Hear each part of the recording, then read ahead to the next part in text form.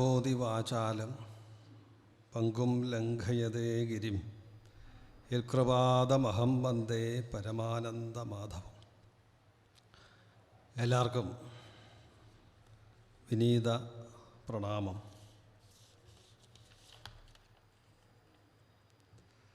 ക്ഷേത്രജീർണോദ്ധാരവും നവീകരണ കലശവും എന്നതാണ് നമ്മൾ ഈ കാലാംശത്തിൽ ചർച്ച ചെയ്യാൻ പോകുന്നൊരു വിഷയം. ചർച്ച എന്ന് പറഞ്ഞു കഴിഞ്ഞാൽ ഞാനിവിടെ നിന്ന് പറയുകയാണ്, നമ്മൾ ഓരോരുത്തരും നമ്മുടെ മനസ്സിൽ അതനുസരിച്ച് പ്രതികരിച്ചു കൊണ്ടിരിക്കും, അതാണ് ഉദ്ദേശിക്കുന്നത്. മുഖവുര ആവശ്യമില്ലാത്ത ഒരു വിഷയമാണ് എന്ന് തോന്നുന്നു. കാരണം ഇവിടെ ഇരിക്കുന്നവരുടെ മുഖപരിചയമുള്ള ആൾക്കാർ പലരും ഈ വിഷയത്തിൽ വളരെ ആഴത്തിൽ അറിവുള്ളവരും ആ വിഷയവുമായി സദാ സമ്പർക്കം പുലർത്തുന്നവരുമാണ് എന്നാണ് ഞാൻ വിചാരിക്കുന്നത്. അതുകൊണ്ട് ദീർഘമായ ഒരു മുഖവരിയുടെ ആവശ്യമില്ല. ജീർണോദ്ധാരം എന്ന വിഷയം ഇന്ന് കേരളത്തിൽ ധാരാളം നടന്നുകൊണ്ടിരിക്കുന്നു. ക്ഷേത്ര നവീകരണങ്ങൾ ധാരാളമായി നടക്കുന്നു. അതുകൊണ്ട് തന്നെ നമ്മൾ അറിഞ്ഞോ അറിയാതെയോ ഒക്കെ അതിൻ്റെ ഭാഗഭാക്കാവാറുണ്ട്. ആചാര്യസ്ഥാനത്ത് നിൽക്കുന്നവർ താന്ത്രികമായിട്ടും ജ്യോതിഷപരമായിട്ടും ഒക്കെ അതിൻ്റെ നേതൃത്വം വഹിക്കുന്നവർക്കൊക്കെ ഇതിൻ്റെ സാങ്കേതിക വിജ്ഞാനത്തിൽ പലപ്പോഴും പല സങ്കീർണമായ വിഷയങ്ങളും കടന്നു വരാറുണ്ട് താനും. ഏതായാലും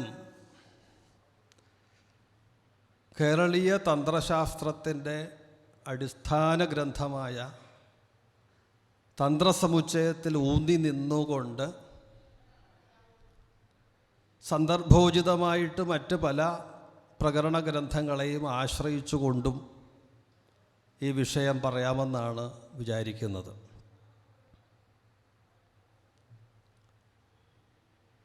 പന്ത്രണ്ടോളം പടലങ്ങളുള്ള അധ്യായങ്ങളുള്ള തന്ത്രസമുച്ചയത്തിൽ ഒരു അധ്യായം തന്നെ ഈ ജീർണോദ്ധാരം എന്നുള്ളൊരു വിഷയം പറയാൻ മാത്രം ആചാര്യൻ മാറ്റിവെച്ചിട്ടുണ്ട്.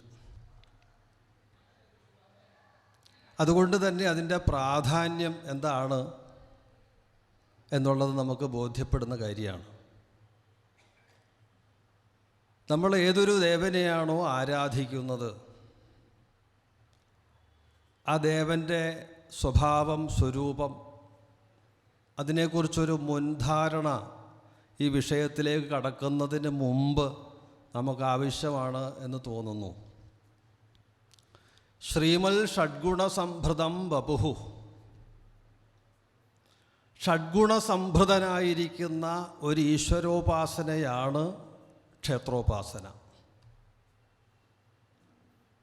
പലപ്പോഴും നമ്മൾ ചർച്ചകളിലും ഇത്തരം വിഷയങ്ങളുമായി ബന്ധപ്പെടുണ്ടാവുന്ന നമ്മുടെ ഇടയിൽ തന്നെയുള്ള ആശയക്കുഴപ്പത്തിൻ്റെ ഒരു മുഖ്യ കാരണം ഈ ഒരു ധാരണ ആദ്യം പ്രാഥമികമായിട്ട് തന്നെ നമുക്കില്ലാത്തതാണ് എന്ന് തോന്നാറുണ്ട്.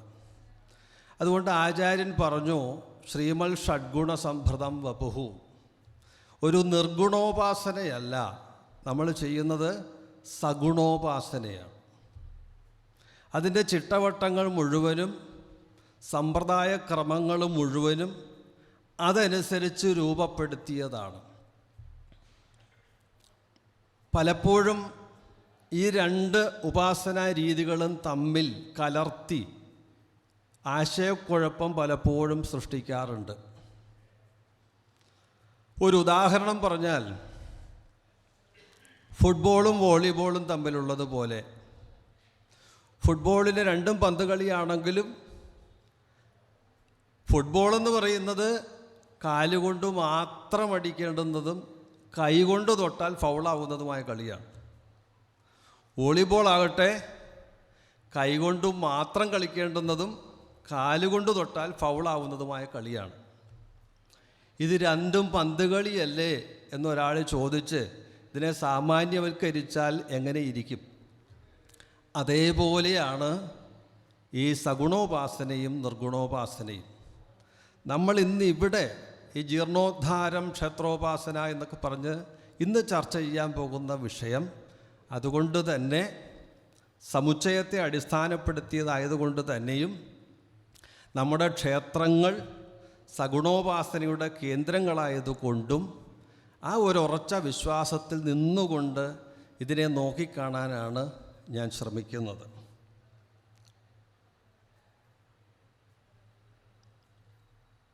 ദേവേ സ്വഭക്ത ജനതാനുജിഘൃക്ഷയ എന്നാണ് പറഞ്ഞത്. ദേവൻ ഭക്തജനങ്ങളെ അനുഗ്രഹിക്കണം എന്നുള്ള വാഞ്ഛയോടുകൂടി ഒരു ഉപാധിയിലേക്ക് കുടികൊള്ളുന്നു.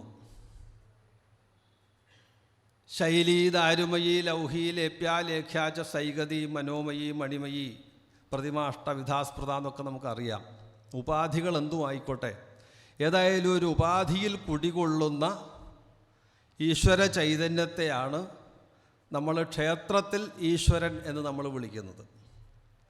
ആ ക്ഷേത്രം, അതിനകത്തെ ജീർണത പരിഹരിക്കലാണ്. അതെങ്ങനെയാണ് പരിഹരിക്കുക, എങ്ങനെയാണ് നിശ്ചയിക്കുക, ഇതൊക്കെയാണ് നമ്മൾ ഇനിയും വരുന്ന സമയങ്ങളിൽ ചർച്ചയ്ക്ക് വെക്കാൻ പോകുന്നത്.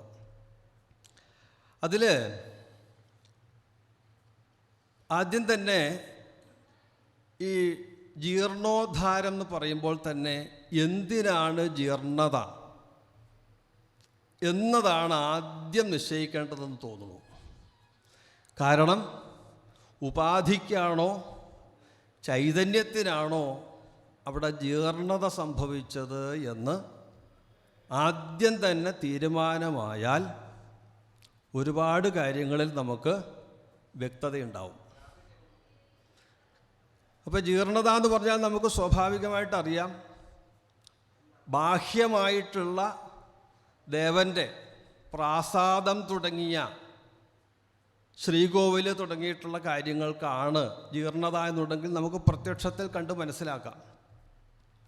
നേരത്തെ മറിച്ച് ചൈതന്യത്തിൻ്റെ ജീർണതയാണ് എന്നുണ്ടെങ്കിൽ അത് ഏത് വിധത്തിലാണ് നമുക്ക് അനുഭവപ്പെടുക? ഈ രണ്ട് വിഷയങ്ങളെയും വേർതിരിച്ച് തീരുമാനമാക്കിയിട്ട് വേണം നമ്മൾ ജീർണോദ്ധാരത്തിനായിട്ട് പുറപ്പെടേണ്ടത്.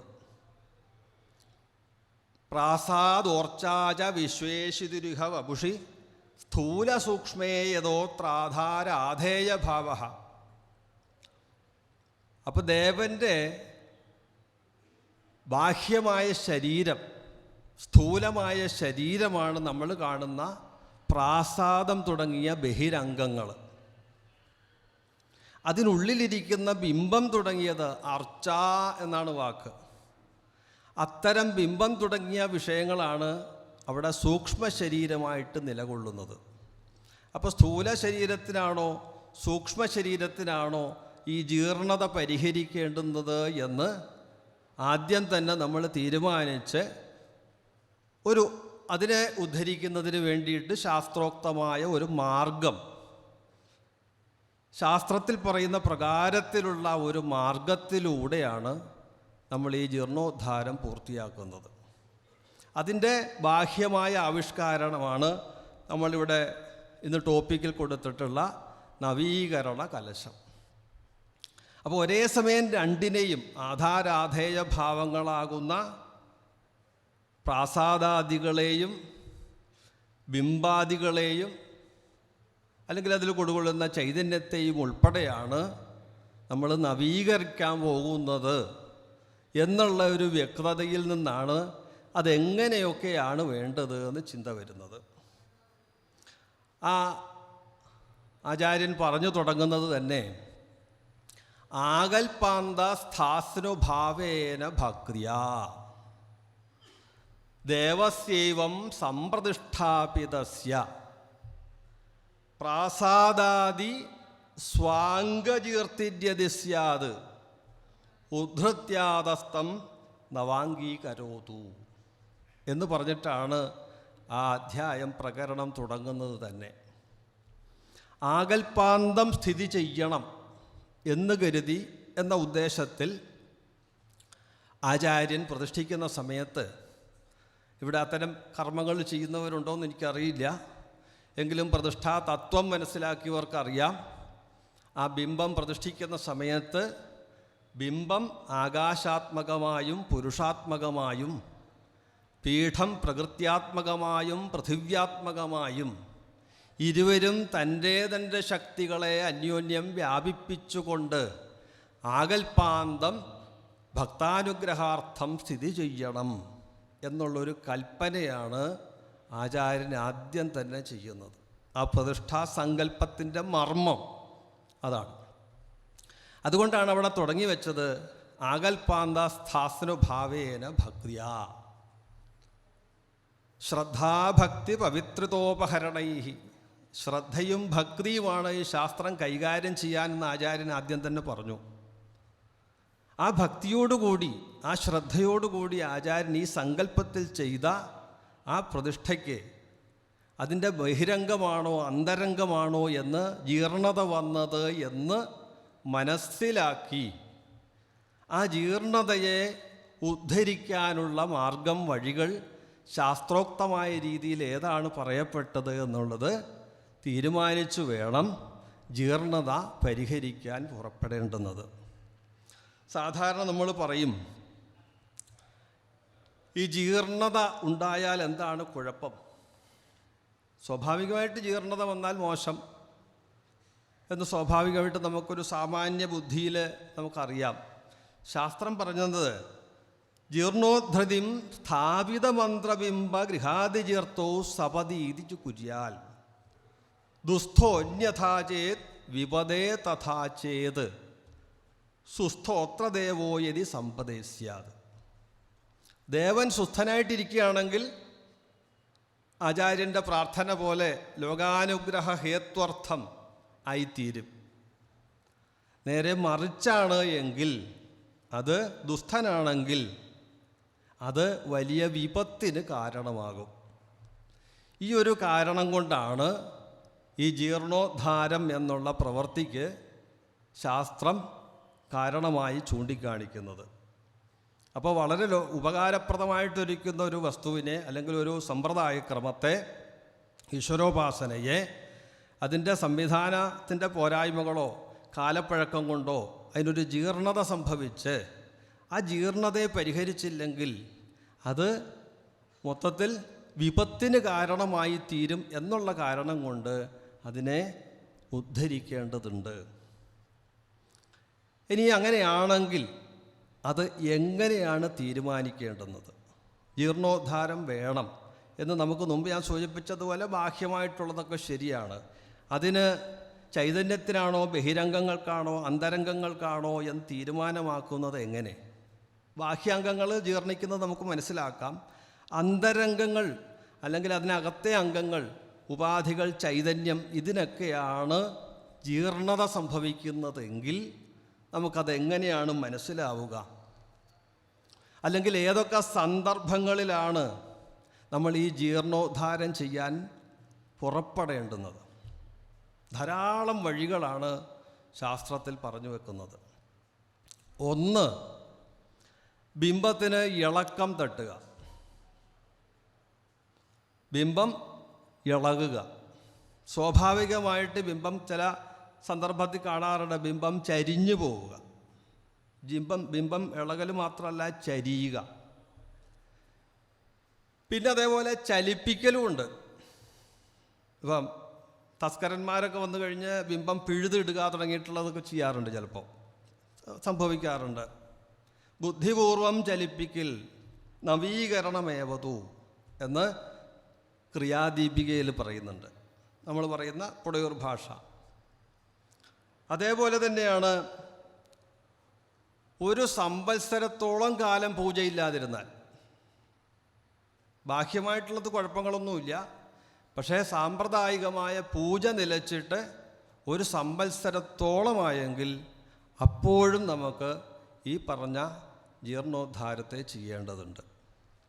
ഇപ്പോൾ ഒരു മാസം, ഒരു നേരമോ ഒരു മാസമോ ഒന്നും ഇതത്ര നവീകരണത്തിൻ്റെ ഒരു വിഷയത്തിലേക്ക് പോകുന്നില്ല. അതിനാണ് നമ്മൾ നവീകരണ പ്രായശ്ചിത്തം എന്നുള്ളത് ഒരു എല്ലാ സ്ഥലത്തും ഇല്ല, കേരളത്തിൽ എല്ലാ സ്ഥലത്തും വ്യാപകമായിട്ട് ആചരിക്കുന്നില്ല.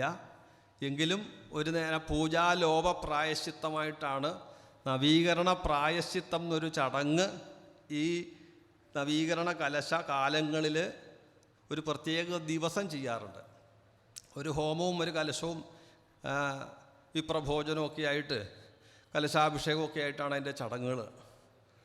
അപ്പം അതങ്ങനെ ഒരു സംവത്സരത്തോളം പൂജയില്ലാണ്ടായാൽ അങ്ങനെ ചെയ്യാം. അതേപോലെ തന്നെ സങ്കോചക്രിയയില്ലാതെ പ്രാസാദാദികളുടെ പണിയെടുക്കേണ്ടി വരിക. ഇപ്പോൾ ജീർണോദ്ധാരം എന്നുള്ള വിഷയം നമ്മൾ സംസാരിക്കുമ്പോൾ ഏതിനാണ് ജീർണത എന്ന് മനസ്സിലാക്കൽ ആദ്യം ചെയ്താൽ, ഇപ്പോൾ ബാഹ്യമായിട്ടുള്ള അംഗങ്ങൾക്കാണ് ജീർണത സംഭവിച്ചത്, അത് അന്തരംഗമായിട്ടുള്ള അകത്തുള്ള ബിംബം, പീഠം തുടങ്ങിയതിന്, നപുംസകശില തുടങ്ങിയതിനൊന്നും കേടില്ല, പരിഹരിക്കേണ്ടതില്ല, ജീർണതയില്ല എന്നുണ്ടെങ്കിൽ സങ്കോചക്രിയ ചെയ്താൽ മതി. സങ്കോചക്രിയ ഒന്നുമില്ല, പരിവാരങ്ങളെ മുഴുവനും, ദേവൻ്റെ പരിവാരങ്ങളെ മുഴുവനും ജാലേന മീനാനിവ, അതായത് ഒരു വലയിട്ട് മത്സ്യം പിടിക്കുന്നത് പോലെ ആചാര്യൻ ഭാവന ചെയ്ത് ആ പരിവാരങ്ങളെ മുഴുവനും ദേവനിലേക്ക് തന്നെ ലയിപ്പിച്ച് ഒരു നിശ്ചിത കാലം നിലനിർത്തുന്നതാണ് സങ്കോചക്രിയ. അപ്പോൾ ബാഹ്യമായിട്ടുള്ള അംഗങ്ങൾക്ക് നമുക്ക് ജീർണത പരിഹരിക്കാനുള്ള കാലഘട്ടമാണ്. അത് 1 മാസം എന്നും പറയുന്നുണ്ട്. ചില സന്ദർഭത്തിൽ അതിനൊരു വർഷം എന്ന പ്രമാണവും ചില ഭാഷാ ശ്ലോകത്തിൽ കാണുന്നുണ്ട്. സാധാരണ നമ്മുടെ ഇടയിലൊക്കെ കൂടുതൽ അധികവും വന്നത് ഈ 1 മാസത്തിൻ്റെ കണക്കാണ് പറഞ്ഞു കേൾക്കാറ്. എന്നാലും ചില ഭാഷാ ശ്ലോകങ്ങളിലൊക്കെ ഉണ്ട്, കേടില്ല ബിംബത്തിനു വത്സരാൽപുര തീരും പണിയെന്നു വരുന്നതാകിലോ സങ്കോചമാത്രം ക്രിയ പോരുമല്ല ചേൽ നിഷ്ക്രാമണം വേണം അതിനു നിശ്ചയം. അപ്പോൾ 1 വത്സരം, 1 വർഷത്തിന് ശേഷവും പണി കഴിയുന്നില്ല എന്നുണ്ടെങ്കിൽ നിങ്ങൾ നിഷ്ക്രാമണക്രിയ ചെയ്യണം.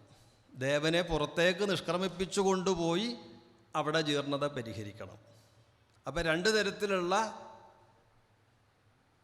ജീർണത പരിഹരിക്കേണ്ട വഴികളുണ്ട്. അതിലൊന്ന് സങ്കോചക്രിയയാണ്. ആ സങ്കോചക്രിയ ഇപ്പം ഞാൻ പറഞ്ഞ പോലെ സാങ്കേതികമായിട്ട് പറയുമ്പോൾ ഒരു സങ്കല്പ ബുദ്ധിയ ആചാര്യൻ ചെയ്തു വെക്കുന്നതാണ്. അതിൻ്റെ മർമ്മം എന്താന്ന് പറഞ്ഞാൽ ഈ സിന്ധോരി അഥോർമി പടലസ്യ എന്ന് പറയും. കടലിലെ തിരമാലകൾ, ആ തിരമാലകളുണ്ടല്ലോ, അതും കടലിൻ്റെ ഭാഗമാണ്. പക്ഷെ നമുക്ക് രണ്ടും രണ്ടായിട്ട് തോന്നണമെന്ന് മാത്രം. ഈ പരിവാരങ്ങളൊക്കെ ദേവൻ്റെ ഭാഗമാണ്, പക്ഷെ നമുക്ക് കാഴ്ചയിൽ രണ്ടായിട്ട് തോന്നുമെങ്കിലും.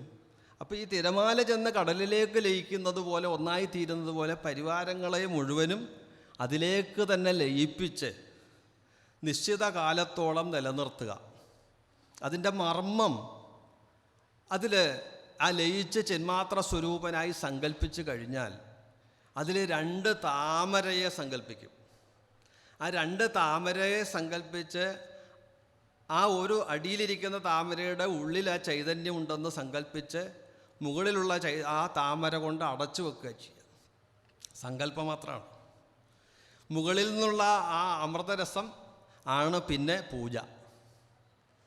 അപ്പോൾ പിന്നെ വിളക്കും നിവേദ്യവും കാണിച്ചാൽ മതി എന്നാണ് പറയുക. ചിലർ പറയും അതും വേണ്ടാന്ന് പറയും. അപ്പോൾ ഈ സങ്കോചക്രിയ എന്ന് പറയുന്ന സംഗതി ഇതാണ്. നമ്മൾ പക്ഷേ അധികവും ഈ ഒരു സമ്പ്രദായം ഇവിടെ കാണുന്നില്ല. 1 വർഷം ഉണ്ടെങ്കിൽ മിക്കവാറും സ്ഥലങ്ങളിൽ നമുക്ക് ചെയ്യാൻ സാധിക്കും. പക്ഷേ ആ പ്രമാണം അധികം സ്വീകരിച്ച് കാണുന്നില്ല. പരമാവധി പിന്നെ നമ്മൾ ജീർണതയുടെ വക്കത്തെത്തിയിട്ടായിരിക്കും മിക്കവാറും ജീർണതയ്ക്ക് പുറപ്പെടുന്നത്. അത് വേറൊരു വിഷയമുണ്ട്. അപ്പോൾ എല്ലാം പരിഹരിക്കേണ്ട ഒരു ഘട്ടത്തിലാണ് നമ്മൾ ഇറങ്ങുക. അപ്പോൾ അതെന്തായാലും വേണ്ടി വരും.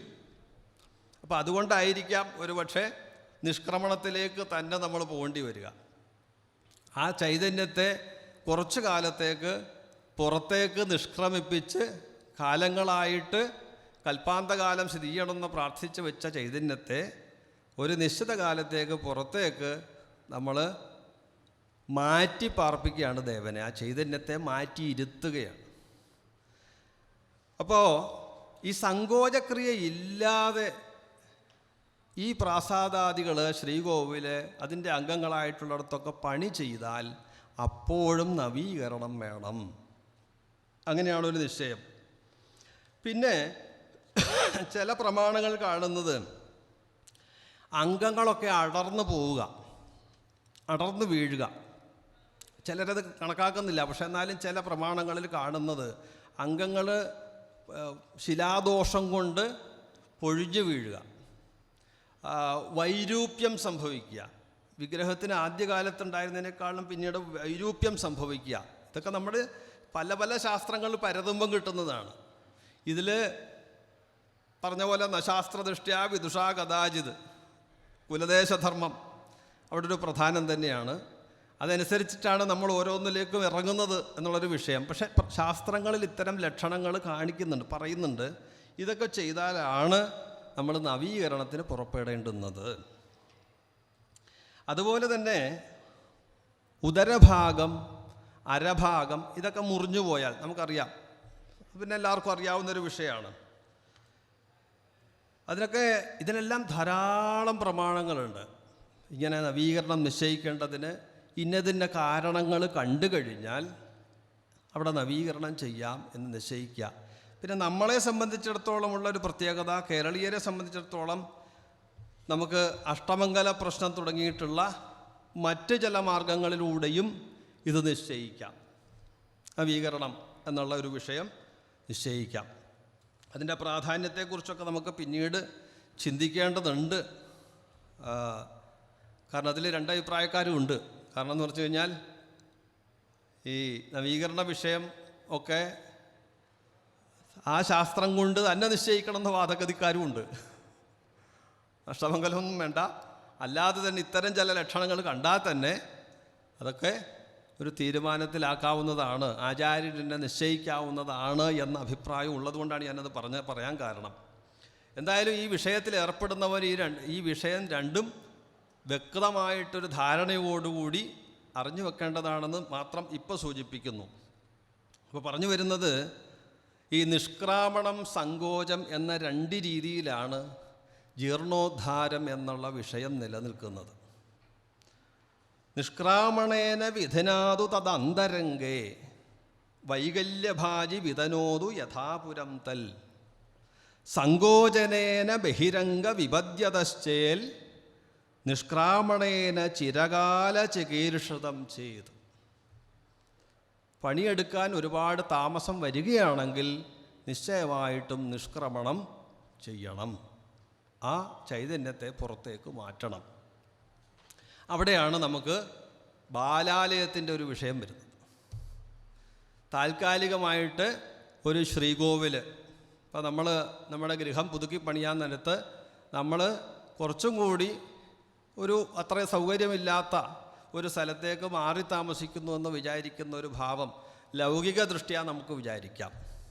ദേവനോട് പറയുന്നുമുണ്ട് ചില പ്രാർത്ഥനകളിൽ, ക്ലേശവാസസ്ത്വയാ ദേവ രോചനീയോൽപകേ ഗൃഹേ യാവം നവം ശുഭം കൃത്വ പുനഃ സംസ്ഥാപയാമഹേ എന്നൊക്കെ ദേവനോട് ഈ മാറുന്ന സമയത്ത് പറയുന്നുണ്ട്, ബോധിപ്പിക്കുന്നുണ്ട്. ക്ലേശവാസമായിരിക്കും കുറച്ചു കാലത്തേക്ക്, അതൊക്കെ ക്ഷമിച്ച് എത്രയും വേഗം ഞങ്ങൾ പുതിയതുണ്ടാക്കി അതിലേക്ക് സംക്രമിപ്പിച്ചോളാം എന്ന് ദേവനോട് ഒരു പ്രതിജ്ഞയൊക്കെ ചെയ്യുന്നുണ്ട്. അപ്പോൾ ഇവിടെ ബാലാലയം, അതിന് പല പേരുകളിൽ, തരുണാലയം എന്നോ ഇളങ്കോവിൽ കൊള്ളുക എന്നോ പല ഭാഷകളിലാണ് നമ്മളതിന് അത് സാധാരണ പറയാറ്. ബാലാലയത്തിൻ്റെ പലപ്പോഴും ചർച്ചയാവാറുള്ളൊരു വിഷയം, അല്ലെങ്കിൽ സാങ്കേതിക വിഷയമായിട്ട് അതിൻ്റെ കൈകാര്യം ചെയ്യുന്നവരുടെ ഇടയിൽ എപ്പോഴും ഒരു ചർച്ചയിൽ വരാറുള്ളൊരു വിഷയമാണ് ബാലാലയത്തിൻ്റെ സ്ഥാനം എവിടെയെന്നുള്ളത്. ശാസ്ത്രത്തിൽ നോക്കിക്കഴിഞ്ഞാൽ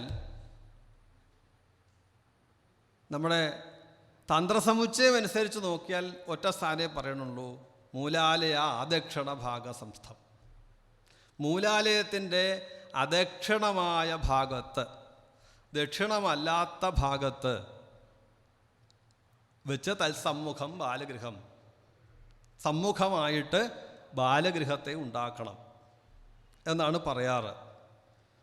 സ്ഥാനം ശാസ്ത്രങ്ങൾ നോക്കിക്കഴിഞ്ഞാൽ എല്ലാ സ്ഥലത്തും ചുരുക്കത്തിൽ വെക്കാം.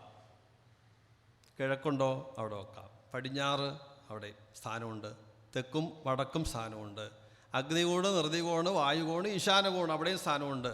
ഇതിൻ്റെ ഇടയിലോ സോമേശാന മധ്യത്തിലോ അവിടെയുണ്ട്. പലവിധ ശാസ്ത്രങ്ങളിലാണെന്ന് മാത്രം, പക്ഷെ എല്ലായിടത്തും സ്ഥാനം പറയുന്നുണ്ട്. അപ്പോൾ ഇവിടെ പ്രധാനമായിട്ട് നമുക്ക് ചിന്തിക്കേണ്ട ഒരു വിഷയം വരാൻ പോകുന്നത്, ഇങ്ങനൊരു ബാലഗൃഹം ഉണ്ടാക്കി അതിന് പ്രത്യേക കണക്കുകളൊക്കെ സൂചിപ്പിക്കുന്നുണ്ട്. മൂലാലയത്തിൻ്റെ മൂലാലയത്തെക്കാളി കൂടാതെ അതിൻ്റെ താഴ്ന്ന കണക്കുകളാണ് പറയണത്. വാസ്തുശാസ്ത്രത്തിലേക്ക് അധികം കടക്കുന്നില്ല. അവിടെ ഒരു അല്പബിംബം, തന്മണ്ഡപം ശില്പിഭിർ അല്പബിംബം, ഒരല്പബിംബത്തെ ഉണ്ടാക്കി കൽപ്പിക്കണം.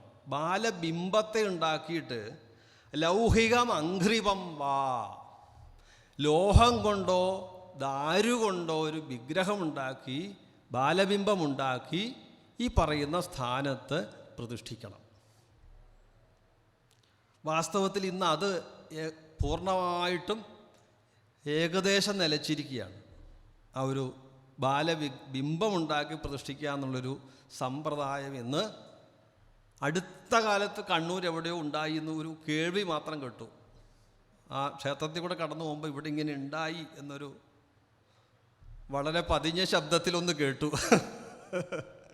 എന്തായാലും അങ്ങനൊന്നും കേൾക്കുന്നില്ല. പകരം നമ്മൾ കേൾക്കുന്നത് ഈ മൂലബിംബത്തെ തന്നെ എടുത്തുകൊണ്ട് പ്രതിയോനിയായിട്ട് വെക്കാറാണ് സാധാരണ ഇപ്പോൾ അധികവും ചെയ്ത് കാണുന്നത്. ഇത് പലപ്പോഴും വലിയ ചർച്ചയും വിവാദവും ഉണ്ടാക്കാറുണ്ട്. അപ്പോൾ ബാലബിംബം ഉണ്ടാക്കി നിഷ്ക്രമണം ചെയ്ത് ഇങ്ങനെ പ്രതിഷ്ഠിക്കണം എന്ന് പറയുന്ന നിയമങ്ങൾക്ക് പകരം മൂലബിംബത്തെ തന്നെ എടുത്ത് മറ്റ് ബാലബിംബ പ്രതിഷ്ഠയുടെ നിയമങ്ങളെല്ലാം പാലിച്ചുകൊണ്ട് ചെയ്യുമ്പോൾ ഉണ്ടാകുന്ന ഒരു അപാകത സ്വാഭാവികമായിട്ടുണ്ടാവുന്നുണ്ട്. അപ്പോൾ അത് പരിഹരിക്കപ്പെടേണ്ടതാണ്. സ്വാഭാവികമായിട്ട് എനിക്ക് തോന്നുന്നത് ഈ പ്രമാണത്തിലുള്ള ഈ തൽസമ്മുഖം എന്ന് പറഞ്ഞതാണ് അവർ അപകടം ഉണ്ടാക്കുന്നത്. ഈ അഭിമുഖമായിട്ടിരിക്കണം എന്ന് പറയുന്നിടത്താണ് പ്രശ്നം. അല്ലെങ്കിൽ പിന്നെ വേറെ ഇപ്പം വായുകോണിലോ നിർദ്ദികോണിലോ ഒന്നും വെക്കുന്നിടത്ത് കുഴപ്പമില്ല. കാരണം അത് തൽസമ്മുഖം ആവില്ലല്ലോ എന്ന് കരുതിയിട്ടാണ് ഈ ബാലബിംബം ഉണ്ടാക്കണമില്ല. കിഴക്കോട്ട് തിരിഞ്ഞ്, ഉദാഹരണത്തിന് കിഴക്കോട്ട് തിരിഞ്ഞിരിക്കുന്ന ബിംബമാണെങ്കിൽ അതെടുത്ത് പ്രതിയോനിയായിട്ട് ഇടതുഭാഗത്ത് ഈശാന കോണിൽ പടിഞ്ഞാട്ട് തിരിച്ചു വെക്കുന്ന ഒരു സമ്പ്രദായം വന്നുപോയി. അതൊരു പക്ഷേ എനിക്ക് തോന്നുന്നത് ഒരു പക്ഷേ ചെലവ് ചുരുക്കലിൻ്റെ ഭാഗമായിട്ടാവാം. കാരണം വൻ സാമ്പത്തിക ബാധ്യത വരാതിരിക്കാനോ മറ്റായിരിക്കാം. കാരണം എന്ന് വെച്ച് കഴിഞ്ഞാൽ രണ്ട് പ്രതിഷ്ഠയുടെ ചടങ്ങുകൾ ഒരേപോലെ സംഭവിക്കും ഇവിടെ ഈ ഒരു സമ്പ്രദായത്തിൽ പോകുമ്പോൾ. കാരണം ഒന്ന് ബാലബിംബ പ്രതിഷ്ഠ, ആ ബാലത്വം എന്ന് പറയുമെങ്കിലും ചടങ്ങുകളൊക്കെ ശാസ്ത്രോക്തമായ രീതിയിൽ ചിന്തിച്ചാൽ എല്ലാം വേണം. പക്ഷെ നമ്മളതിപ്പം സ്വാഭാവികമായിട്ട് അതിനൊരു ബാലത്വം കൽപ്പിച്ചു.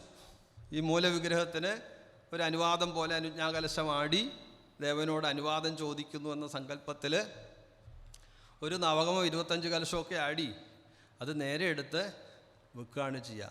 അതിനൊരു ഹോമവും ഒന്നും തന്നെ പതിവിപ്പം കാണുന്നില്ല. അപ്പം ഇതൊരു ബുദ്ധിപൂർവ്വം ചലിപ്പിക്കലാണോ എന്ന് തന്നെ സംശയം തോന്നും ഈ വിഗ്രഹം മൂലബിംബം.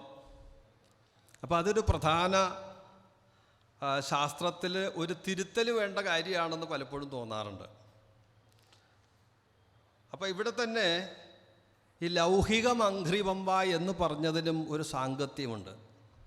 ലോഹബിംബം, ലോഹം കൊണ്ടൊരു ബാലബിംബം ഉണ്ടാക്കുകയോ അല്ലെങ്കിൽ ദാരു കൊണ്ട്, മരം കൊണ്ട് ഒരു ബാലബിംബം ഉണ്ടാക്കുകയാണ് ചെയ്യേണ്ടത് എന്ന് പറയുന്നുണ്ട് ഈ പ്രമാണത്തിൽ, സമുച്ചയത്തിൻ്റെ പ്രമാണത്തിൽ.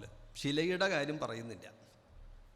അതൊരു പക്ഷേ ഉപേക്ഷിക്കാനുള്ള സൗകര്യം മുൻനിർത്തി ആയിരിക്കണം.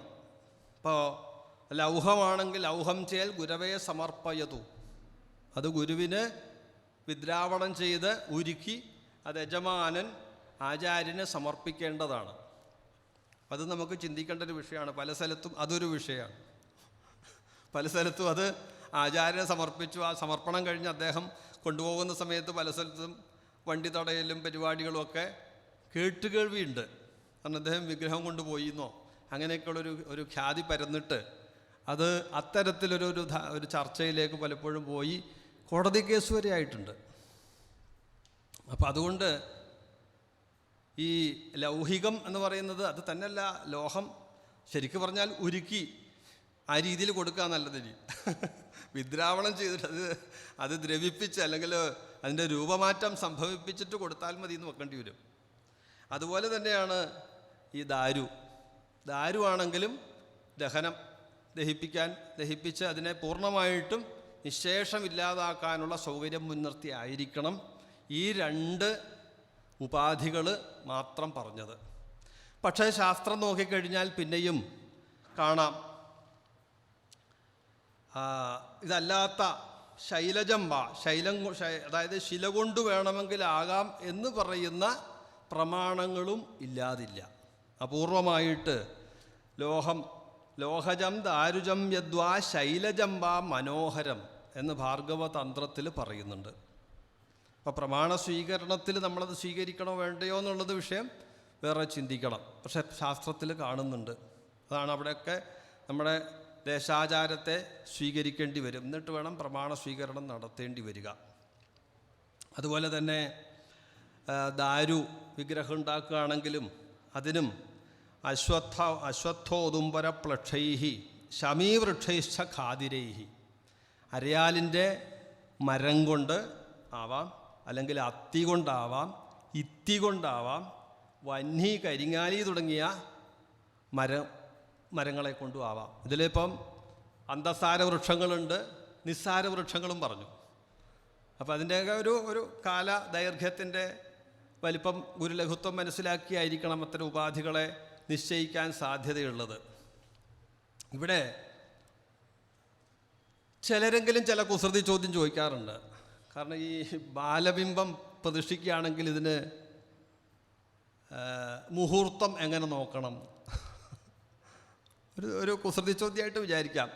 ചരരാശികൾ മതിയോ എന്നാണ് ചോദ്യം സാധാരണ ചോദിക്കാറ്. അപ്പോൾ സാധാരണ നമ്മൾ സ്ഥിരരാശികളാണ്, കർക്കടകം ഒഴിച്ചുള്ള മറ്റ് ഒക്കെ നോക്കിക്കഴിഞ്ഞാൽ സ്ഥിരരാശികളാണ് വിധിച്ചിട്ടുള്ളത്. പക്ഷേ ഛേന ഉത്തരേന്ന ഭമഖേ, അതിൽ മേഷയുടെ ജൂഹ, ഈ കർക്കടക രാശി എന്തുകൊണ്ടാണ് പ്രതിഷ്ഠയ്ക്ക് എടുക്കേണ്ടി വന്നതെന്നുള്ളത് ഒരു ചിന്താവിഷയമാണ് കേട്ടോ.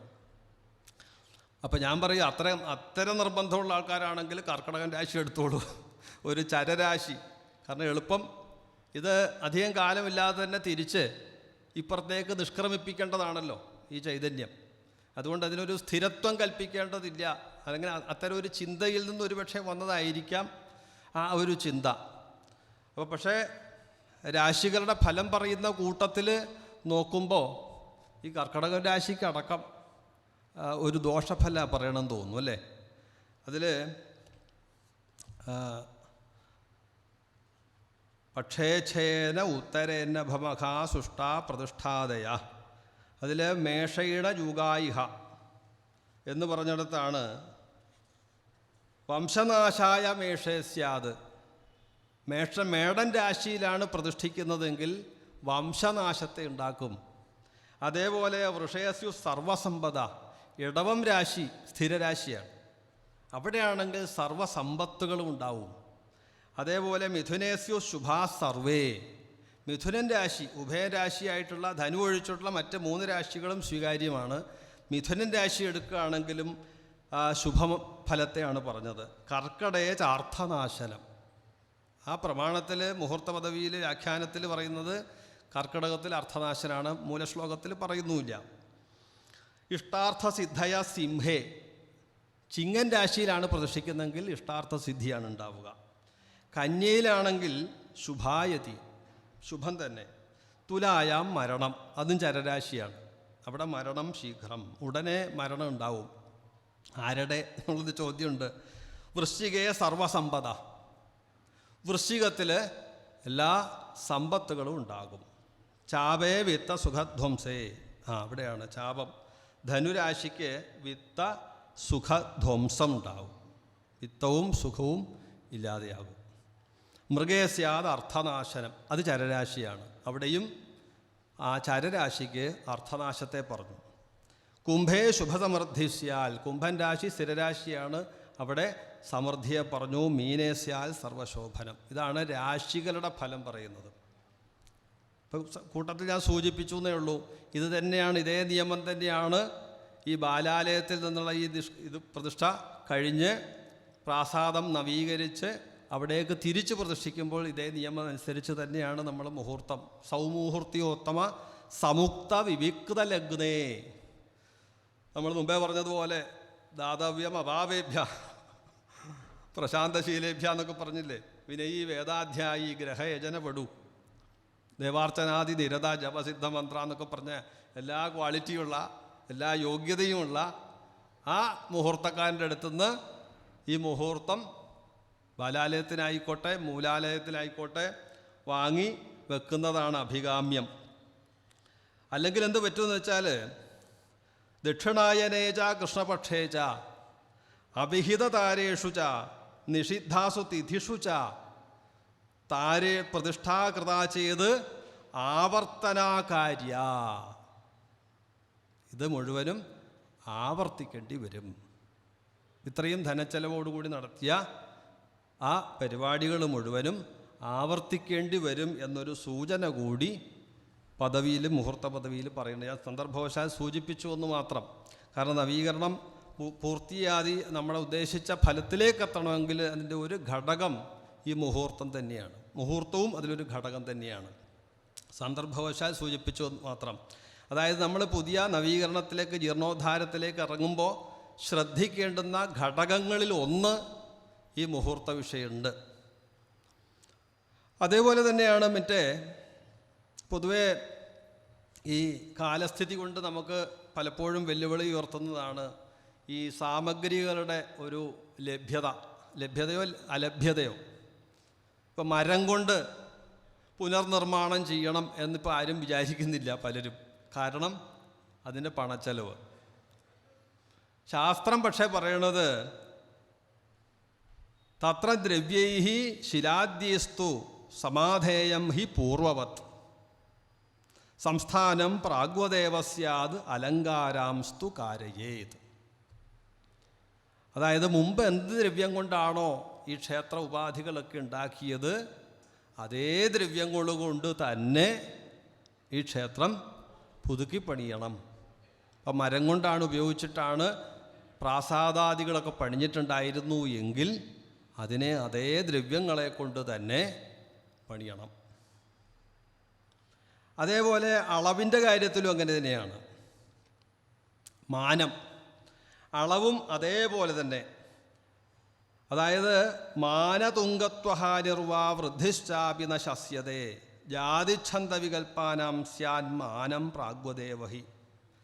മുമ്പ് എന്തൊക്കെ അളവിലാണോ ആ ക്ഷേത്രം ഉണ്ടായിരുന്നത് അതേ അളവിൽ തന്നെ വേണം ക്ഷേത്രം പുതുക്കി പണിയുമ്പോൾ, ജീർണോദ്ധാരം ചെയ്യുന്ന സമയത്ത് പണിയേണ്ടത്. ഇതാണ് ഏറ്റവും കൂടുതൽ ആവശ്യക്കാരുള്ള ഒരു വിഷയമാണത്. കാരണം ഇപ്പോൾ ശാന്തിക്കാരൊക്കെ പറയും പൂജ കഴിക്കാൻ സ്ഥലമില്ല, അതിനുള്ളിൽ കയറിയാൽ പൂജ കഴിക്കാൻ സാധിക്കില്ല.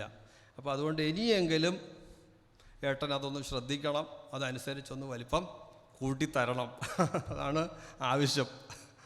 അപ്പോൾ അത് വലിയൊരു ധർമ്മസങ്കടത്തിൽപ്പെടുന്നൊരു സന്ദർഭമാണ് അല്ലേ.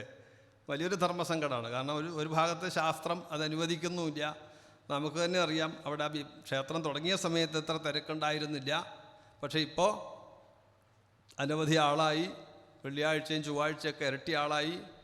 മേൽശാന്തിക്ക് കയറി ഇറങ്ങാനോ പീഠത്തിൻ്റെ അടുത്തേക്ക് ചെല്ലാനോ ഉള്ള വഴിയോ സ്ഥലമോ ഇല്ല. അവിടെ നിന്ന് ഇരുന്ന് പുഷ്പാഞ്ജലി കഴിച്ച് എഴുന്നേക്കണമെങ്കിൽ തന്നെ വിഷമമാണ്. അപ്പോൾ ഇതൊരു ന്യായമായിട്ടുള്ള ആവശ്യമായിട്ട് നമ്മുടെ മുന്നിൽ വരും. അപ്പോൾ പക്ഷേ ശാസ്ത്രം പറയുന്നത് അതിൽ യാതൊരളവും കൂട്ടാൻ സാധിക്കില്ല എന്നുള്ളതാണ്. അതുകൊണ്ട് ചുറ്റളവിൻ്റെ ഉയരം കൂടുന്നതും അതേ കൂട്ടുന്നതും അതെ കുറയ്ക്കുന്നതും അതെ രണ്ടും ഒരേപോലെ നിഷേധിച്ചിരിക്കുന്നു ശാസ്ത്രം. അപ്പോൾ ഈ പൂർവമാനം പ്രമാണം ച പൂർവസൂത്രം ന ചാലയേത്. അപ്പോൾ ഇതിങ്ങനെ ധാരാളം പ്രമാണങ്ങളുണ്ട് ഈ വിഷയത്തിൽ, ഈ മാറ്റാൻ പാടില്ല എന്ന് പറയുന്നത്. പിന്നെ അങ്ങനെ വന്നു കഴിയുമ്പോഴാണ് ചില സ്ഥലങ്ങളിലൊക്കെ ഉത്കൃഷ്ടമായതിലേക്ക് മാറ്റാം എന്നൊരു ചില ശാസ്ത്രങ്ങളിലൊക്കെ കാണുന്നുണ്ട്. എനിക്ക് തോന്നുന്നത് മറ്റേ ചൊവ്വല്ലൂരെ മറ്റാണെന്ന് തോന്നുന്നു, പിന്നെ ഏകതല പ്രാസാദം ദ്വിതല പ്രാസാദമാക്കി ഉയർത്തി എന്നാണ് ഞാൻ മനസ്സിലാക്കുന്നത്. അപ്പം അങ്ങനെയൊക്കെ ചില പ്രമാണങ്ങളുടെ വഴിപിടിച്ച് അത്തരം ചില എന്താണ് പറയുന്നത്, അതിന് ഒത്തുതീർപ്പുകളിൽ എത്താറുണ്ട് ചിലപ്പോൾ ചില സ്ഥലങ്ങളിലെങ്കിലും. പക്ഷേ സാധാരണയായിട്ട് യാഥാസ്ഥികന്മാരായിട്ടുള്ള ആൾക്കാരൊന്നും ഈ അളവ് മാറ്റുന്നതിലൊട്ടും സമ്മതിക്കുന്നില്ല എന്നുള്ളതാണ് നമ്മുടെ നാട്ടിലെ ഒരു ആചാരമായിട്ട് ഇപ്പോൾ കണ്ടുവരുന്നത്. അളവ് മാറ്റുന്നതിലൊട്ടും ഉത്കൃഷ്ടമായിട്ടുള്ള ദ്രവ്യങ്ങളിലേക്ക് പരിവർത്തനം ചെയ്താൽ പോലും, ഇപ്പോൾ ബിംബം എന്നുള്ളത് ഇപ്പം മണ്ണ് കൊണ്ടുള്ളൊരു ബിംബമായിരുന്നു, അത് ശിലയാക്കാം. ആ ശില പിന്നെ ലോഹമാക്കുക, ലോഹം പിന്നെ അങ്ങനെ പരിവർത്തനം വരുത്തുന്നതിൽ ഉത്കൃഷ്ടമായതിലേക്ക് മാറ്റുമ്പോഴും അളവിൻ്റെ കാര്യത്തിൽ മാറ്റം വരരുത് എന്ന് നിഷ്കർഷിക്കുന്നവരാണ് ശാസ്ത്രത്തിൽ സാങ്കേതിക വിദഗ്ധന്മാരായിട്ടുള്ളതിൽ ഭൂരിപക്ഷ ആൾക്കാർ. എന്നാൽ ചില സന്ദർഭങ്ങളിൽ ഇത് ചെയ്തതായിട്ട് നമ്മുടെ നാട്ടിൽ തന്നെ കാണാം. അപ്പം ഈ ഒരു പ്രമാണങ്ങൾ ഈ പുതുക്കി പണിയുമ്പോൾ ശ്രദ്ധിക്കേണ്ട വിഷയങ്ങളിൽപ്പെട്ടതാണ് ഞാനിപ്പോൾ ഇത്തരം വിശദീകരണങ്ങൾ നടത്തിക്കൊണ്ടിരിക്കുന്നത്. അതുപോലെ തന്നെ സ്വായംഭുവേച ദൈവേച ബാണലിംഗേ തഥൈവച ഋഷിഭിശ്ചാസുരേർദേവൈസ്തത്വവിദ്ധി പ്രതിഷ്ഠിതേ ലിംഗേ ജീർണേതി ദുഷ്ടേവി നോ ധാരം ന കാരയേത്. പിന്നെ ഒന്ന് ശ്രദ്ധിക്കാനുള്ളൊരു വിഷയമാണ് ഈ സ്വയംഭൂവായിട്ടുള്ളിടത്ത് സ്വയമേവ സംഭവിച്ചതായിട്ടുള്ള ചൈതന്യമുള്ള ക്ഷേത്രങ്ങൾ, ദൈവികമായിട്ടുള്ള ആർഷപ്രതിഷ്ഠയുള്ള സ്ഥലങ്ങൾ, ഇത്തരം സ്ഥലങ്ങളിലൊന്നും ഋഷിമാർ പ്രതിഷ്ഠിച്ചത് അവിടെയൊന്നും ഈ നവീകരണം, ഇപ്പം ജീർണോദ്ധാരത്തിനോട് ചേർത്ത് വായിക്കാവുന്നതാണ്, നവീകരണം ചെയ്യാൻ പാടില്ല എന്ന് ശാസ്ത്രത്തിൽ കാണുന്നുണ്ട്. അതായത് അതിന് തത്തുല്യമായ തപസ്വികളായിട്ടുള്ള ആൾക്കാരോ യോഗ്യന്മാരോ സാധ്യതയില്ലാത്തത് കൊണ്ടായിരിക്കാം അങ്ങനെ ഒരു നിർദ്ദേശം പറഞ്ഞിരിക്കുന്നത്.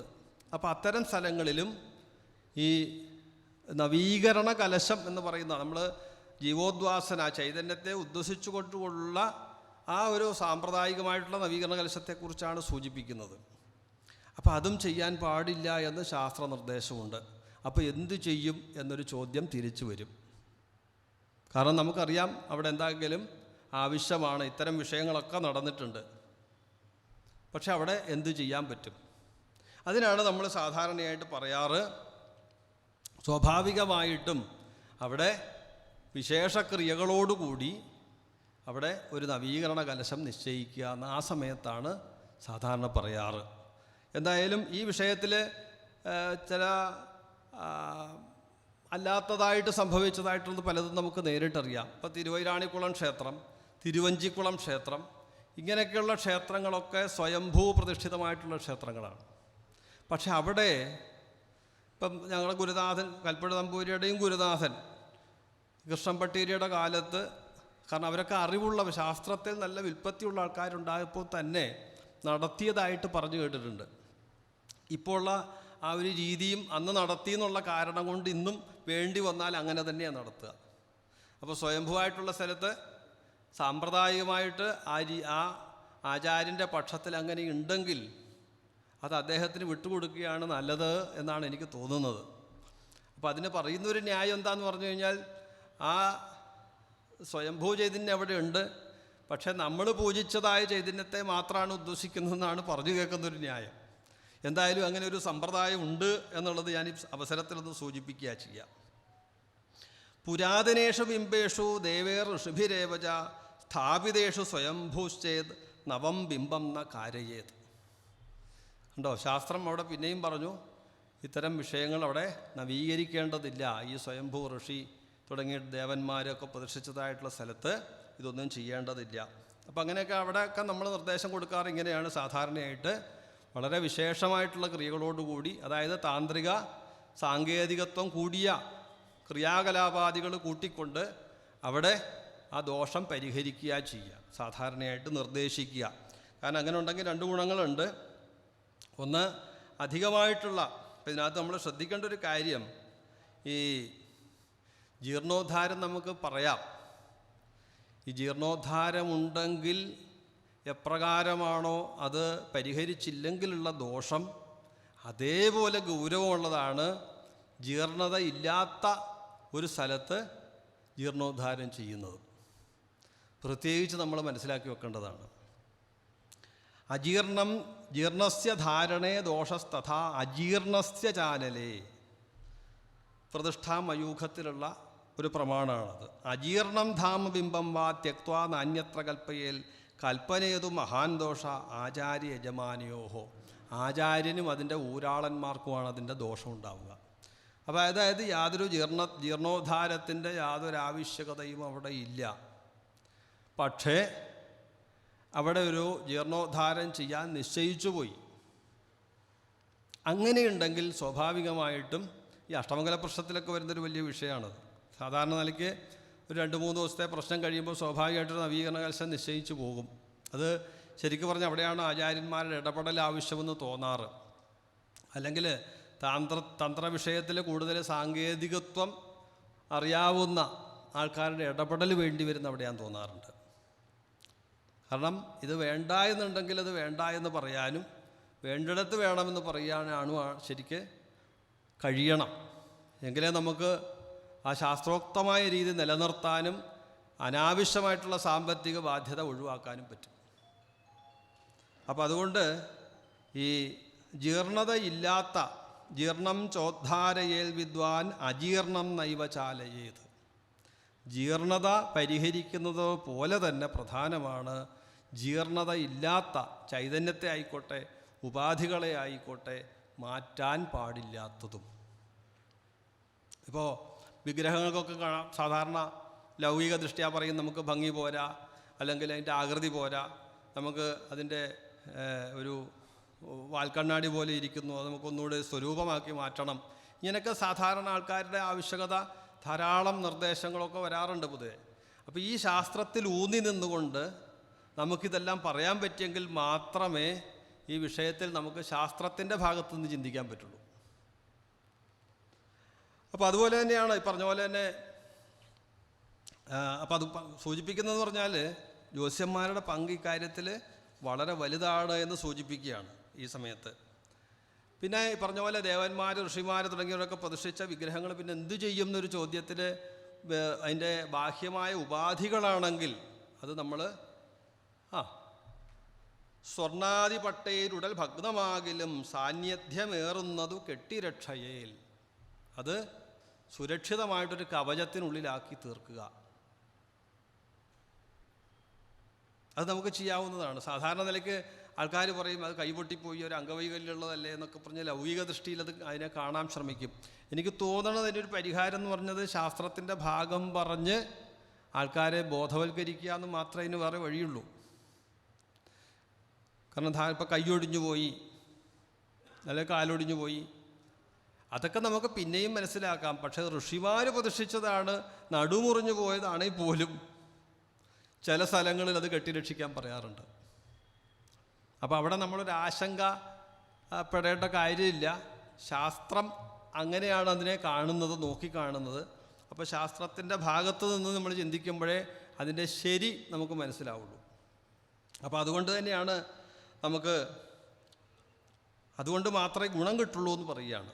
അല്ലെങ്കിൽ അനാവശ്യമായിട്ടുള്ള സാമ്പത്തിക ചെലവ് ആസ്ഥാനത്ത് വന്ന് ഭവിക്കും. ഈ പുതുക്കി പണിയുന്ന സമയത്ത് ശ്രദ്ധിക്കേണ്ട കാര്യങ്ങളിൽ പെട്ടതാണ് അതും. പിന്നെ ഒന്നാണ് പഴയ സാധനങ്ങൾ. ക്ഷേത്രങ്ങൾ പണിഞ്ഞു വരുമ്പോൾ പഴയ സാധനങ്ങൾ ധാരാളമുണ്ട്. അല്ലെങ്കിൽ ഒരു പകുതി സാധനങ്ങൾ, കഴുക്കോല, പട്ടിക ഇത്യാദി സാധനങ്ങൾ ധാരാളം കേടില്ലാത്തതുണ്ട്. അപ്പം അങ്ങനെ വരുമ്പോൾ എന്ത് ചെയ്യണം എന്നൊരു സംശയം വരാറുണ്ട് പൊതുവെ. മിശ്രമായിട്ടുള്ള ദ്രവ്യങ്ങളെ ശാസ്ത്രം അനുവദിക്കുന്നില്ല. ഇപ്പം മരത്തിൻ്റെ പണിയെടുക്കുകയാണ്, മരം കൊണ്ടാണ്. ഇപ്പോൾ സാധാരണ മരം ആണ് ആൾക്കാർക്ക് ഭയം ഉണ്ടാക്കുന്നൊരു സംഗതി. കാരണം അതിൻ്റെ പണി, മരത്തിൻ്റെ ചെലവ്, പിന്നെ അതിൻ്റെ തച്ച്,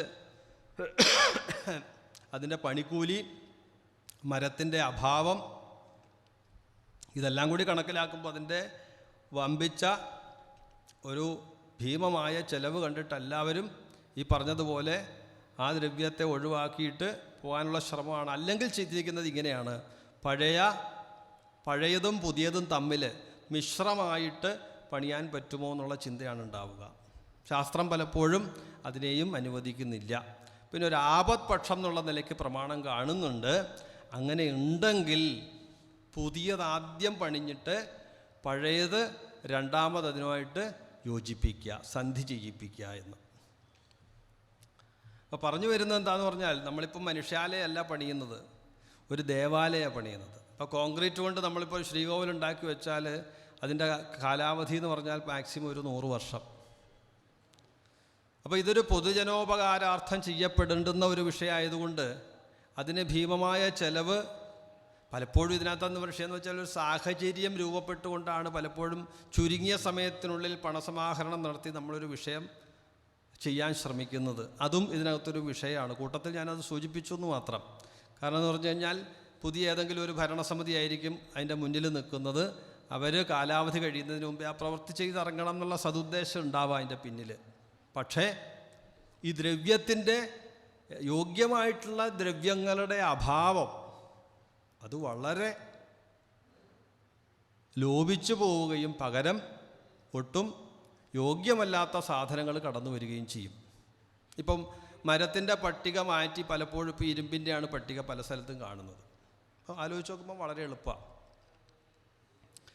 ലാഭം നോക്കുമ്പോൾ വാർത്ത് ക്ഷേത്രം പണിയുന്നതും മരം കൊണ്ട് പണിയുന്നതും തമ്മിൽ വളരെ അജഗജാന്തരം സാമ്പത്തികത്തിൻ്റെ കാര്യത്തിൽ ശരിയാണ്. പക്ഷേ ഇത് പൊതുസമൂഹത്തിന് വേണ്ടിയിട്ട് നമ്മൾ പണിയുന്നതാണ്. നമ്മുടെ ഒരു വീട് പണിയുന്നത് പോലെയല്ല. കുറച്ച് കാലതാമസം വരുത്തുകയും അതിനുള്ള സാമ്പത്തികം സമാധാനപരമായിട്ട് സമാഹരിക്കാനുള്ള ക്ഷമ കാണിച്ചാൽ ഒരു പക്ഷേ അതിന് സാധിക്കും. അപ്പോൾ നവീകരണം ചെയ്യുന്ന പുതുക്കി പണിയുമ്പോൾ ജീർണോദ്ധാരം ചെയ്യുന്ന സമയത്ത് നമുക്ക് ശ്രദ്ധിക്കേണ്ടുന്ന ചില കാര്യങ്ങളിൽ പെട്ടതാണിത്. നമുക്ക് എളുപ്പം കാര്യങ്ങൾ ചെയ്യുമ്പോഴും അപ്പോൾ പറ്റുന്നൊരു വിഷയം എന്ന് വെച്ചാൽ ശാസ്ത്രത്തിൽ നിന്ന് നമ്മൾ അകന്നു പോവുക ചെയ്യുക. ശാസ്ത്രത്തിൽ നിന്ന് ഈ ശാസ്ത്രത്തിലൂടെ മുന്നോട്ട് പോകണമെങ്കിൽ അത് പറയുന്ന നിയമങ്ങളെ പാലിച്ചുകൊണ്ടിരിക്കുമ്പോഴാണ് യഥാർത്ഥത്തിലുള്ള ഫലം നമുക്ക് സിദ്ധിക്കുള്ളൂ. ബിംബനിർമ്മാണത്തിൽ ശ്രദ്ധിച്ചാൽ അറിയാം. ബിംബനിർമ്മാണം നടത്തുന്ന സമയത്ത് ഇപ്പോൾ പറയുന്നുണ്ട് ആ അളവ്, ആ അതേ ദ്രവ്യം കൊണ്ടുള്ള ഉപാധി, ആഭരണങ്ങളടക്കം പഴയതുമാതിരി തന്നെ പണിയാനാണ് സാമാന്യമായിട്ട് പറയാറ്.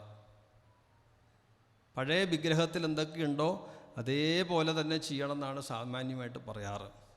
ഇപ്പം നമ്മളെന്ത് ചെയ്യുന്നു വെച്ച് കഴിഞ്ഞാൽ ഇതിന് ഓർഡർ കൊടുത്തു കഴിഞ്ഞാൽ ആരെങ്കിലും പറയും തമിഴ്നാട്ടിൽ കിട്ടും, അപ്പോൾ ഇതിൻ്റെ പകുതിയേ ഉള്ളൂ. അപ്പോൾ നമ്മൾ വളരെ ഹാപ്പിയായി. നമ്മളപ്പോൾ നേരെ തമിഴ്നാട്ടിൽ പോകുന്നു. ഇവിടെ 6 ലക്ഷം പറഞ്ഞിടത്ത് അവിടെ 3 ലക്ഷത്തിന് സാധനം കിട്ടുമ്പോൾ നമുക്ക് വളരെ സന്തോഷമായി. ബാക്കി 3 ലക്ഷം കൊണ്ട് അമ്പലത്തിൻ്റെ പണികളൊക്കെ നടക്കും. പക്ഷേ ആ കേരളീയ തനിമ അതോടുകൂടി ഇല്ലാണ്ടാവും. തനിമ ഇല്ലാണ്ടാവുമെന്ന് മാത്രമല്ല, അപ്പം അതുകൊണ്ട് അഭയവരതങ്ങളൊക്കെ തിരിഞ്ഞും മറിഞ്ഞുമൊക്കെ ഇരിക്കുന്നത് കൊണ്ടാണ് ദേവന്മാരുടെ വിഗ്രഹത്തിൽ ഒരു തമിഴ്നാട് ശൈലിയിലേക്ക് നമ്മൾ മാറിക്കൊണ്ടിരിക്കും. അപ്പോൾ ശാസ്ത്രത്തിൽ നിന്ന് നമ്മൾ വിട്ടുപോവാണ് അവിടെ. കാര്യം പറഞ്ഞു വരുന്നത് ഞാൻ പറഞ്ഞതുപോലെ ഈ ചർച്ച ഇത് എവിടെ നിൽക്കരുത്, ഇത് എല്ലാ സ്ഥലത്തും നടക്കേണ്ട ഒരു വിഷയം തന്നെയാണ് ഇപ്പോൾ ഞാൻ പറഞ്ഞു വന്നത്. എന്തായാലും ഈ ടോപ്പിക്ക് എടുത്തവരെ ഈ സന്ദർഭത്തിൽ അനുമോദിക്കുകയാണ്, അഭിനന്ദിക്കുകയാണ്. കാരണം എന്ന് പറഞ്ഞു കഴിഞ്ഞാൽ നമ്മളിപ്പോൾ എളുപ്പമുള്ള വഴികളിലേക്ക് സഞ്ചരിച്ച് ശാസ്ത്രത്തിൽ നിന്ന് അകന്നുകൊണ്ടിരിക്കുന്ന കാലഘട്ടമായി. അപ്പോൾ അതുകൊണ്ട് എളുപ്പവഴി സ്വീകരിക്കാതെ ശാസ്ത്രബോധമുള്ള ശാസ്ത്രജ്ഞാനമുള്ള ആചാര്യന്മാരെ അന്വേഷിച്ച് അവരുടെ ഉപദേശവും തേടി നമ്മൾ തന്നെ ഒരു ശാസ്ത്രബോധമുള്ള ഉപാസകന്മാരായിട്ട് മാറിയാൽ ഈ പ്രശ്നം പരിഹരിക്കാം. അല്ലെങ്കിൽ പിന്നെ നമ്മൾ ഈ ചർച്ച ചെയ്യുന്നതിലൊന്നും ഒരു അർത്ഥമില്ല. ഇപ്പോൾ നമ്മൾ ഈ ഉച്ചയ്ക്ക് ഗംഭീരമായ സദ്യ കഴിഞ്ഞിരുന്ന് ഈ വിഷയം അതിഗഹനമായൊരു ചർച്ച അതിൻ്റെ ആവശ്യമില്ല. കാരണം നമുക്ക് എളുപ്പവഴിയിലാണ് ചെയ്യാൻ ഉദ്ദേശിക്കുന്നതെങ്കിൽ പിന്നെ ശാസ്ത്രത്തിലേക്ക് പോകേണ്ട ആവശ്യമില്ലല്ലോ. എനിക്കിഷ്ടമുള്ളതുപോലെ പൂജിക്കാനാണെന്നെങ്കിൽ എൻ്റെ വീട്ടിനകത്തിരുന്ന് പൂജിക്കുക. സാമ്പ്രദായികമായിട്ടുള്ളൊരു വഴി സ്വീകരിച്ചാൽ പിന്നീട് അതിൻ്റെ നിയമങ്ങളനുസരിച്ചേ പോകാൻ സാധിക്കുള്ളൂ. എന്നാലും ചില ശാസ്ത്രത്തിൽ നോക്കിയാൽ ചില വിട്ടുവീഴ്ചകൾ നമുക്ക് കിട്ടും.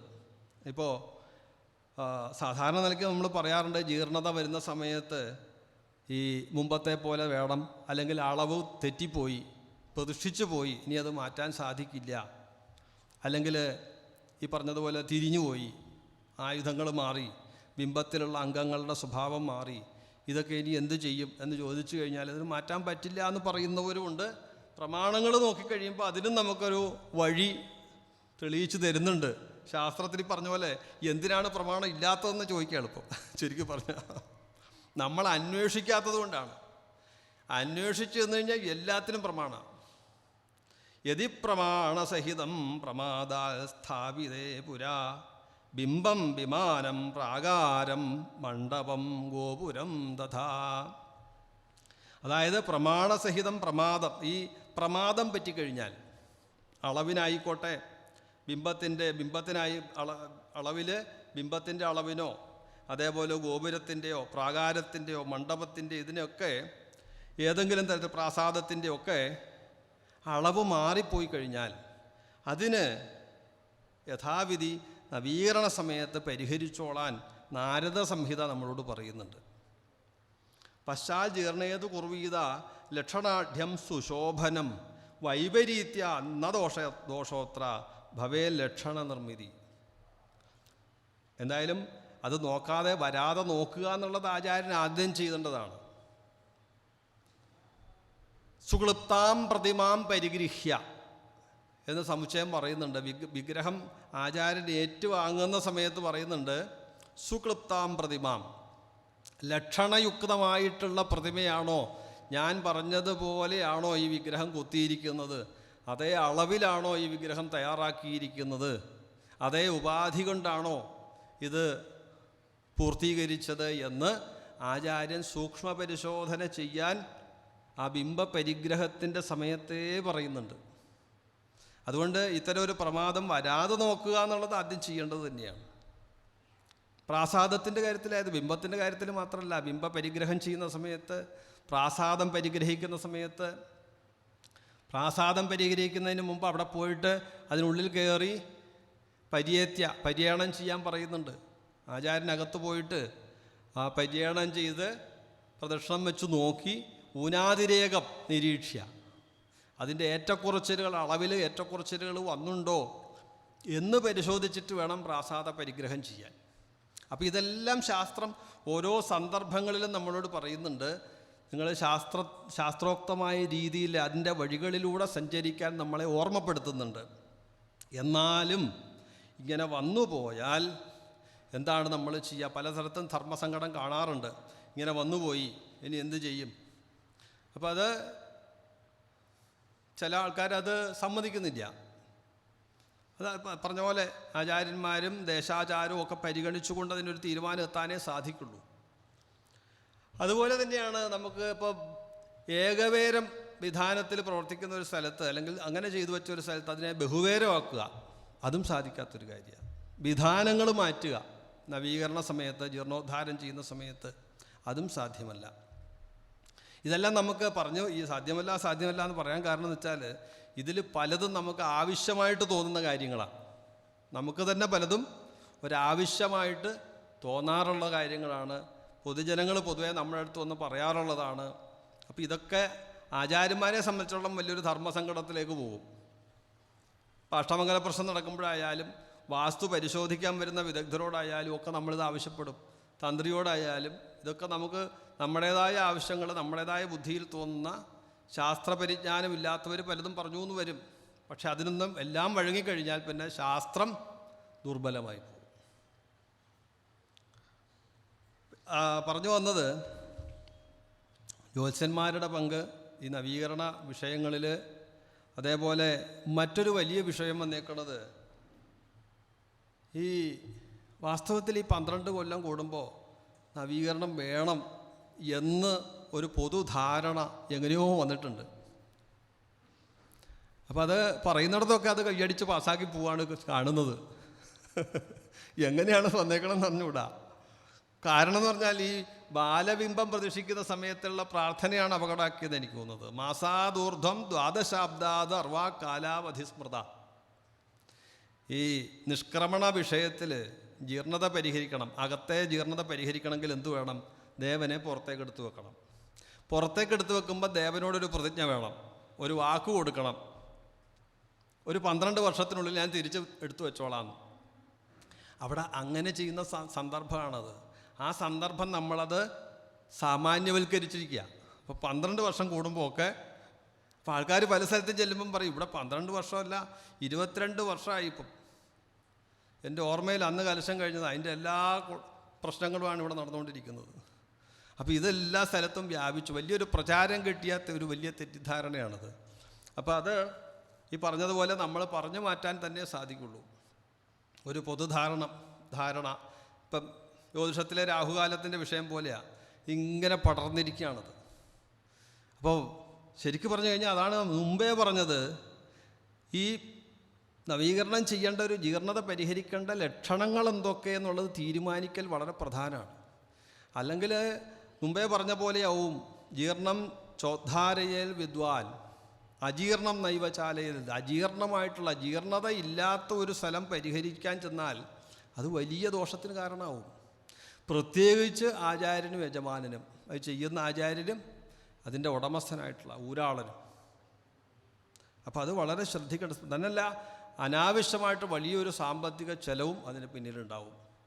അപ്പോൾ ഇങ്ങനൊരു അബദ്ധധാരണ ധാരാളമായിട്ട് വരുന്നുണ്ട്. അതുകൊണ്ട് അത് വരാതിരിക്കാൻ വേണ്ടിയിട്ട് ചെയ്യാനുള്ളത് മുമ്പേ പറഞ്ഞതുപോലെ തന്നെ ഉക്തേഷ് അനുക്തേഷ്വപി ചോപഘാതൈഹി പ്രായശ്ചിത്ത പഠനത്തിലാണ് പറയുന്നതെങ്കിലും, അതായത് ആചാര്യൻ നല്ല വിവരമുള്ള ആളാണ്, ശാസ്ത്രബോധമുള്ള ആളാണ്, ഒക്കെ ശരിയാണ്. ആചാര്യ ലക്ഷണത്തിൽ പറഞ്ഞ നിഗമാഗമാദി, അതായത് വേദാഗമ തത്വവേത്താവാണ് ആചാര്യൻ, അതിലൊന്നും സംശയമില്ല. ഗുരുഹു ആസ്തികനാണ്, എല്ലാം ശരിയാണ്. എന്നാലും അദ്ദേഹം എന്തു വേണം? ആലോച്യ തജ്ഞൈഹി, നല്ല അറിവുള്ളവരുമായിട്ട് ആലോചിച്ച് വേണം ഈ ജീർണോദ്ധാരം എന്നുള്ള വിഷയത്തിലേക്ക് ഒരു തീരുമാനം എടുക്കാൻ. വളരെ ഗൗരവമുള്ളൊരു വിഷയമായിട്ട് തന്നെ നമ്മളതിനെ കാണുമ്പോഴാണ് ഇതിൻ്റെ പരിപൂർത്തിയിലേക്ക്, ശരിയായൊരു തീരുമാനത്തിലേക്ക് എത്താൻ സാധിക്കുക. അപ്പോൾ അതുകൊണ്ട് കൂട്ടത്തിൽ സൂചിപ്പിക്കട്ടെ, നമ്മളിപ്പോൾ ബിംബം മാറിയിട്ടും ബിംബം മാറാതെയും 2 തരത്തിലുള്ള ജീർണോദ്ധാരങ്ങൾ നടത്താറുണ്ട്. ഈ ബിംബം മാറിയിട്ടുള്ള സ്ഥലങ്ങളിലും ഇതേ വിഷയമുണ്ട്. ബിംബം മാറേണ്ടതാണോ അല്ലയോ എന്ന് ഉറപ്പുവരുത്തുക എന്നുള്ളതിൻ്റെ സാങ്കേതിക പരിജ്ഞാനം നമ്മൾ തീർച്ചയായിട്ടും നേടേണ്ടതുണ്ട്. കാരണം അതുപോലെ ഉപേക്ഷിക്കപ്പെടേണ്ടതല്ലാത്ത വിഗ്രഹം കൊണ്ടുവന്ന് നമ്മൾ ഉപേക്ഷിച്ചാലും ഇതേ ദോഷങ്ങളുണ്ടാവും. അപ്പം നിർമാല്യ ബുദ്ധ്യാ ത്യക്തവ്യം ഇത് ശാസ്ത്രസ്യ ശാസനം എന്ന് നമ്മൾ പ്രാർത്ഥനയിൽ പറയും. ഈ ഉപേക്ഷിക്കപ്പെടാത്ത ബിംബത്തിനും ഈ പ്രാർത്ഥന നമ്മൾ ചൊല്ലും. പലപ്പോഴും അത് ചർച്ചയാവാറുണ്ട് സാധാരണ നിലയ്ക്ക്. എന്നാൽ ചില സമ്പ്രദായങ്ങൾ അത് കാണുന്നില്ല, ആ പ്രാർത്ഥന ഇല്ലാത്തവരുമുണ്ട്. അപ്പോൾ മൊത്തത്തിൽ പറഞ്ഞു വന്നാൽ ഈ വിഷയത്തിൽ ഒരു അവഗാഹം ഉണ്ടാവേണ്ടത് നിർദ്ദേശം കൊടുക്കുന്നവരാണ്. അപ്പോൾ ഇവിടെ ഇരിക്കുന്ന ആൾക്കാരൊക്കെ പലതരത്തിൽ നേതൃത്വം കൊടുക്കുന്നുണ്ടാവും. ആ നേതൃത്വം കൊടുക്കുന്ന സമയത്ത് ഈ ഒരു ശാസ്ത്രബോധത്തോടു കൂടി ഇടപെടലുകൾ നടത്തേണ്ടതുണ്ട് എന്നാണ് അവസാനമായിട്ട് പറഞ്ഞു വെക്കാൻ ശ്രമിക്കുന്നത്. പിന്നെ അനുബന്ധമായിട്ട് ഈ ജീർണത സംഭവിക്കുന്ന സമയത്ത് അല്ലെങ്കിൽ ജീർണോദ്ധാരം നടത്തുന്ന സമയത്ത്, ഇപ്പോൾ ഒരിക്കൽ MG ശശിഭൂഷൺ സാറ് പറഞ്ഞു, വർഷങ്ങളുടെ ചരിത്രം ഉണ്ടായിരുന്ന ചുവർച്ചിത്രം, ആ ചുവർച്ചിത്രം ഈ പറഞ്ഞതുപോലെ ഒരു സുപ്രഭാതത്തിൽ ജീർണോദ്ധാരത്തിൻ്റെ ഭാഗമായിട്ട് ഇടിച്ച് നിരത്തി കളഞ്ഞു, ഭിത്തിയടക്കം. അദ്ദേഹം കരഞ്ഞുപോയി എന്ന് പറഞ്ഞു. കാരണം ഒരുപാട് ചരിത്രം അതിനകത്ത് നിന്ന് കിട്ടുന്നതായിരുന്നു. അത്തരത്തിലുള്ള ബോധവും ആചാര്യന്മാർക്ക് ഉണ്ടാവേണ്ടതാണ്. അല്ലെങ്കിൽ നേതൃത്വം കൊടുക്കേണ്ടുന്ന, അതുമായിട്ട് ബന്ധപ്പെടുന്ന ആർക്കും ആ ജീർണോദ്ധാരം ചെയ്യുന്ന സമയത്ത് ഉണ്ടാവേണ്ടതാണ്. ഇപ്പോൾ വട്ടെഴുത്ത് ലിപി, കോലെഴുത്ത് ലിപി തുടങ്ങിയിട്ടുള്ള പ്രാചീനമായിട്ടുള്ള ഉപാധികളെ കൊണ്ടുണ്ടാക്കിയിരിക്കുന്ന ക്ഷേത്രങ്ങൾ, അത് പുനരുദ്ധരിക്കുന്ന സമയത്തും ഈ ബോധ്യത്തോടു കൂടി ഇടപെടുക എന്നുള്ളത് നമ്മുടെ ഒരു ശീലമാവുക.